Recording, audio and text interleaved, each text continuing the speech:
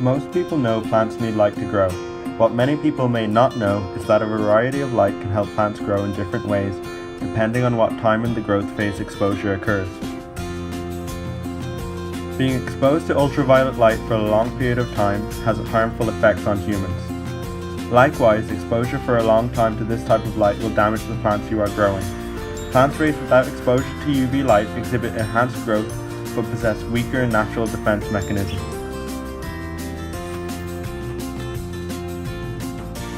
On the other hand, studies have shown that when a plant receives visible violet light, the color, taste, and aroma of the plant, such as basil and other herbs, are enhanced.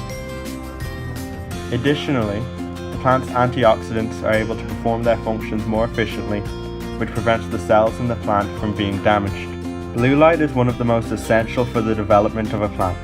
Exposing a plant to this color influences the formation of chlorophyll, which enables the plant to use more energy from the sun. It also controls the plant's cellular respiration and lessens water loss through evaporation during hot and dry conditions. Blue light also has an effect on photosynthesis, and more exposure to this light can increase a plant's growth and maturity rates to an extent. Most plants possess a green color.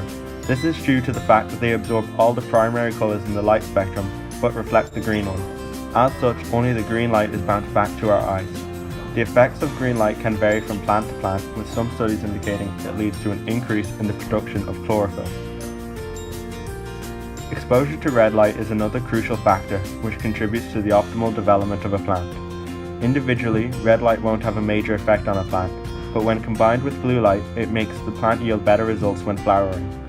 A study which compared red light, blue light, and a mixture of both indicated that even though plants which grew under red light yielded more leaves than the ones grown under blue lights, the combination of both produced an amount of leaves which surpassed the plants who grew strictly under red light. A similar case occurred during the growth of wheat, where the crop yielded far better results when grown under a mixture of red and blue light compared to only red light. Even though little absorption occurs with this type of light, it plays an important role in plant germination and flowering. Red light and infrared light work together in regards to the effects they have on plants. A regular plant has a light detection system which regulates its growth, adjusting itself depending on the type of light that it is exposed to. In this system, there are two predominant forms of plant protein: its biologically inactive form, PR, and its biologically active form, PFR. When a plant perceives the red light, PR transforms into PFR, and if a plant receives the infrared light, its PFR changes to PR.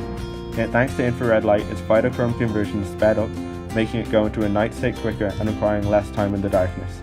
This way, flowering can occur under a longer daylight period, which in turn produces a greater yield. What is the best light color for plants? Out of all the colors mentioned above, the most crucial ones for the development of your plant are red and blue.